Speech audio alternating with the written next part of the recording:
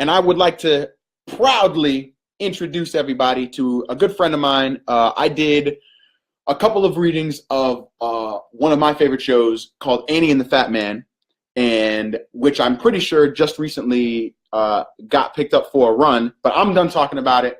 Gina, introduce yourself to everybody, and let's talk about how awesome your work is. Oh, thanks, Kyle. Mm-hmm. Yeah, so I'm Gina Femia. I'm a playwright, born and raised and still residing in Brooklyn, and love your work as well, Kyle. That's why I try to stick you in at anything I can. So, yeah, thanks so much for having me. Absolutely. I guess the first question I want to ask you is how, specifically growing up in Brooklyn, how has that, how do those Brooklyn themes fit into the writing that you do? Sure.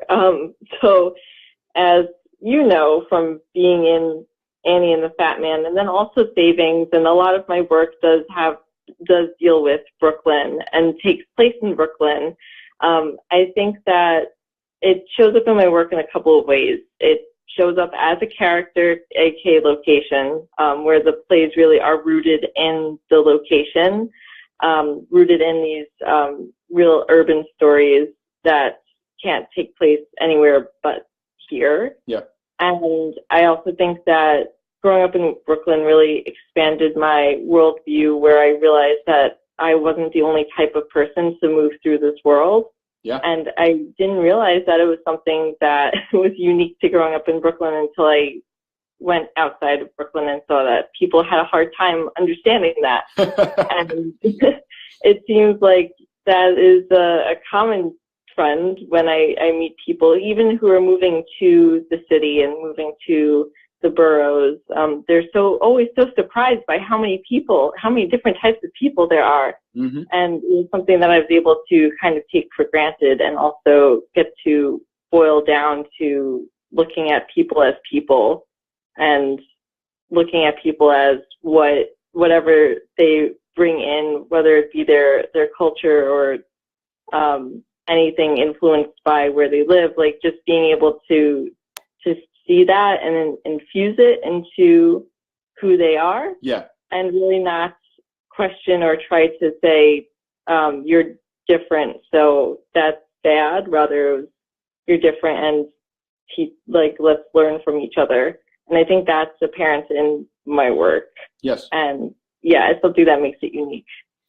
What has, in your time, I know I always enjoy, I'm friends with her on Facebook, so not everyone will know what your Facebook posts are, but I always enjoy how honest you are in your Facebook posts about when you're submitting your work out into the world, and, finding, what theaters are responding, who in the country is looking at the storytelling that you do, and, saying yay or nay to it. What have been the challenges and struggles of taking your Brooklyn voice and trying to get it out? Or I shouldn't say that. I said the wrong thing. What are the challenges and successes? What are the challenges and successes you've had putting your work out into the world? I think it is a risk to be so specific to location, because it can tend to make others feel isolated from it. Mm-hmm. And I would say that I've actually had more success outside of New York than I have had in New York, which is a frustrating and interesting conundrum. Yeah. I mean, my most produced play is my roller derby play, which takes place in Brooklyn. It's been produced in Chicago, and it's going up in LA as well. Mm-hmm. And then Annie and the Fat Man, as you know, is very rooted in the city and the fabric of the city, and that's actually getting a workshop out in LA. And my play, The Violet Sisters, which takes place in a post-Sandy house in Red Hook, got its first on its feet experience in Australia, of all places. Whoa, so, okay. Yeah, it's really interesting how outside the city, I think that, I do think that there is a fear of how specific the location is for some folks. Mm-hmm. And I also think that if they're looking for a certain type of story, it's going to appeal to them in a different kind of way. Yeah. So and I'm hoping that the stories are universal enough that they're about characters first and foremost and the struggles that they're going through, and that's a universal keyhole for anybody outside of this specific location and anybody outside of the characters as well. So I'm just hoping that they're universal. But yeah, it has been interesting to see, and frustrating, because I do love Brooklyn so much, and I love New York City, and I'm just wondering how I can get somebody in New York City to do a New York City play. Right. Of all, like, what in the heck is going on with that? So, okay, then how does your experience as a woman translate in the work that you do? Does it translate? I mean, is it something that you think about on an everyday basis? Is it something that's cognizant in your work? It's funny because I don't consciously think about how I'm going to infuse that into my work, but it just naturally does. Right. I think, my characters are the plays are very female-centric and female-heavy. If a play does have more male characters than female characters, the female characters are usually more important to the story, or they're the protagonist, or they're in some ways more well drawn. Yeah. But I want to be able to provide roles for women because there are so few complex, interesting roles, and I want women to be able to tell their own, or be the tellers of their own stories, instead of having them push a man's story forward. Right.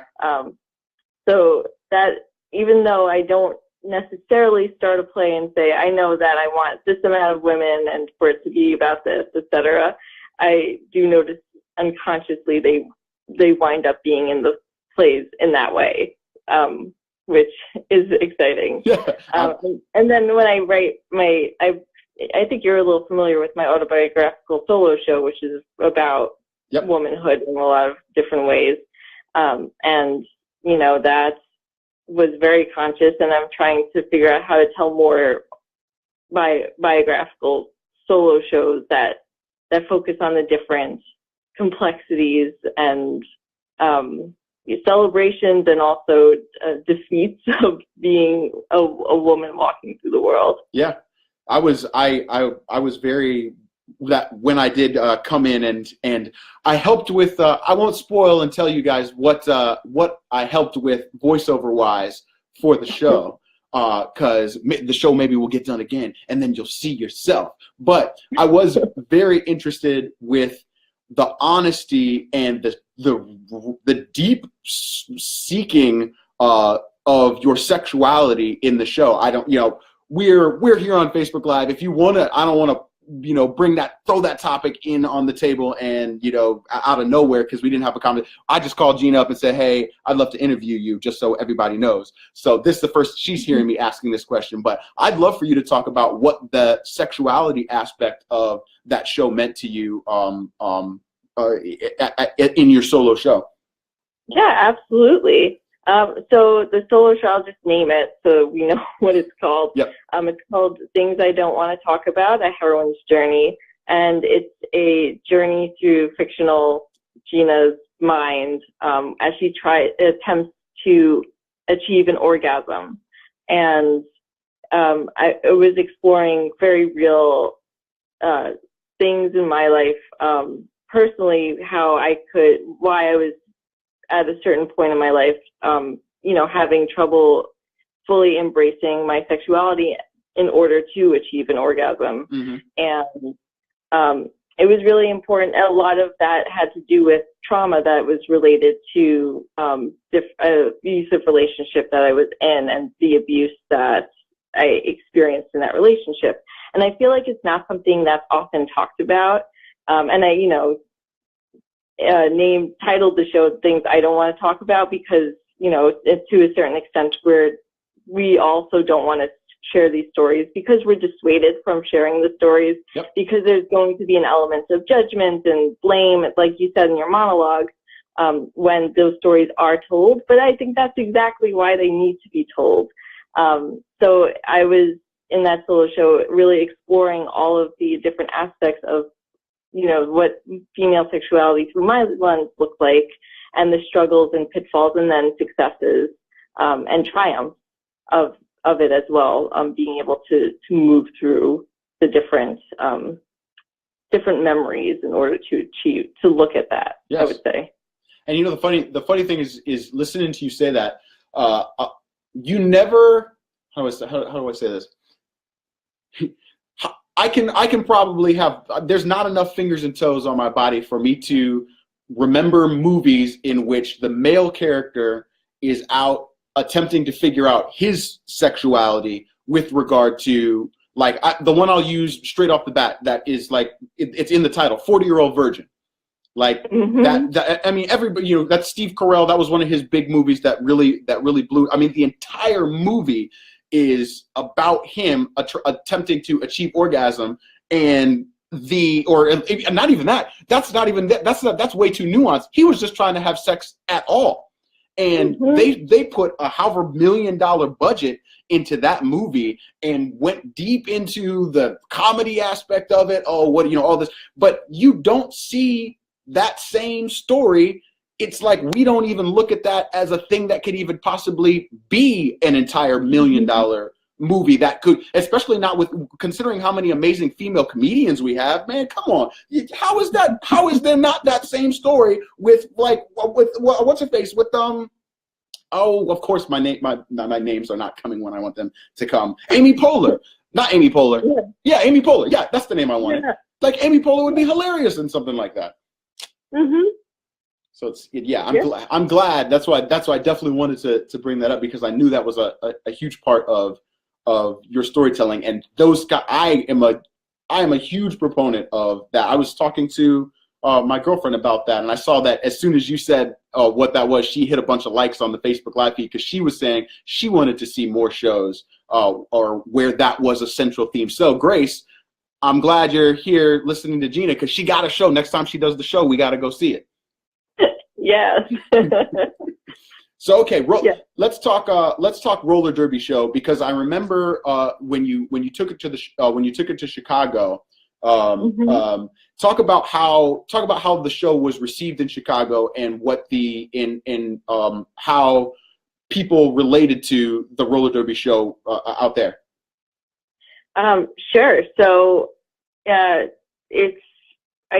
that show is called For the Love of Or the Roller Derby Play, and it got its premiere in Chicago, which is a really interesting town. I really liked it. And I mean, the producing company, Pride Films and Plays, did an amazing job with it. I think that they did some brilliant things, and they did this huge play in a storefront theater, which I thought was really commendable. And it was from audiences were really excited by it and really loved it. And there was, are you getting at the review that I had shared with you? That's what the question is about. Yeah. Yeah. There was one review from a highly regarded, what's it called? Periodical, I guess. Yeah. That despised it with all their being. Was very disappointed that there was no skates in the play, which it's purposely written so that actors won't be on skates. Right. And she also insinuated that all the characters were the play is written with 9 female characters, and the majority of them are for women of color. Yeah. And so the reviewer indicated that they were just flat stereotypes instead of being fully formed characters, which I was, devastated to hear, and also confused by, because, hadn't received that feedback from anybody embodying those characters. Yep. And I shared it with you. Yep. And that was what I definitely wanted to get at, is because I remember when you told me about that, I was not shocked to hear that a show with primarily, I mean, we're talking close to double-digit Black female characters about a topic like roller derby, and the idea that the review was centered around, oh, the reality of not having the skates, and these are flat stereotypes, everything like that. The only thing I could think is this was somebody who was this was a hater. That's the only thing I could come up with. This was a hater, that somebody, and I think a lot of times when we go see pieces of theater, a lot of times we'll take whatever we want. Like, if I wrote the show, this is what I would do. Well, you didn't write the show, so I'm confused. Like, what, Miss Periodical Critic, where is your show featuring 9 black female characters? I don't see it. I don't see it on TV. I don't see it in theater. Like, even The Color Purple, like, I love The Color Purple, but even The Color Purple ain't 9 black female characters, you know, on a specifically centered around all of them. It's still a story with Mister in there committing all kind of crazy mess. So I remember when you told me that, that was the thing that came in my head is surprise, surprise. Someone wants to call a flat stereotype of a writer bringing a show that's employing plenty of our black female actors who, by the way, I mean, I didn't even get into that topic in here. I mean, that's a double whammy in terms of discrimination. You're both black and a woman in the United States of America, so you're getting the double whammy on that. So yeah, I remember you telling me about that and thinking to myself, that's just some American bullshit if I ever heard it. Yep. I really appreciated that perspective, and I mean, I try to be a good ally. I'm definitely a white playwright who writes roles for people of color and have them inhabit these worlds, because if I'm writing about Brooklyn, I don't want to whitewash Brooklyn. Yeah. And I do want to write, again, what my reality is. But, you know, not writing about, per se, like the experience of somebody with a race other than mine, but rather just writing a nuanced character so that they can have a role that's exciting. Yeah. Hopefully exciting and deep. And I think that you can attest to this, that I'm very open in the rehearsal room to those, you know, listening for feedback and listening to be as good of an ally as I can be in the situation. So I was very taken aback by that review, and I appreciated your perspective that you shared with me. All right, so with the projects that you have going in LA, if we have anybody listening in LA, when I shared all of this, where and when can they go see Annie and the Fat Man? So it's getting a 1-week workshop. So unfortunately, not a run yet. Oh, okay, okay, workshop. It is culminating in a public presentation. So I do want to pack the house for that. It will be at the Blank Theater, which is located in Hollywood. I don't have the address on me, but it's the Blank Theater's Living Room series, and I will be out there for a week working on it. So I'm really excited about that. And the performance, the presentation is May 1st. All right. If you Google the Blank Theater, I think that's on the website, so you'll be able to make a reservation and see more details. All right. So I'll put that in the like little subject thing, where the Blank Theater, Hollywood, May 1st, Annie and the Fat Man. This is a show that I have done. I endorse this show wholeheartedly. The character of Supreme is near and dear to my heart. And so if you're out in Los Angeles and you want to support a great writer who's writing some awesome stories, check out Annie and the Fat Man, Blank Theater, May 1st. Thank you so much for joining us, Gina. Thank you so much, Kyle, and thank you for your wonderful monologue and all the work that you're doing through putting up this show. Absolutely. I'm proud to do this show and do all of it, and I love all of my friends, and it just makes me happy. All right, we'll talk to you later. All right, thanks, Kyle. Bye. That was funny. I waved at the screen thinking I was talking to her and waved at the speaker. Interesting. But